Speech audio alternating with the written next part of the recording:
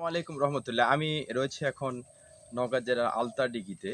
সে আলতাডিঘি শালবনের ভিতরে মাঝে মাঝে দেখবেন এইরকম একটা উচ্চ লম্বা বিশিষ্ট মাটির তৈরি কিছু। আসলে এটার নাম হলো উইয়ের ঢিবি বা উই পাহাড় নামে পরিচিত। বৈজ্ঞানিক নাম হলো টারমাইট। এটি উচ্চ প্রজাতির উই পোকা দ্বারা তৈরি হয়। এটি তৈরিতে উইয়ের লালা, মাটি বা মল দিয়ে তৈরি করা হয়। এই উইয়ের মধ্যে রানী উইয়ের কক্ষ থেকে শুরু করে বিভিন্ন উইয়ের কক্ষ রয়েছে। এটি উচ্চতায় কয়েক ফুট পর্যন্ত হয়। এটি দেখতে অনেক সুন্দর এবং অনেক প্রজাতি প্রাণীদের এটি খাবার হিসেবে ব্যবহৃত হয়। এটি প্রাকৃতিক সৌন্দর্যে ভরা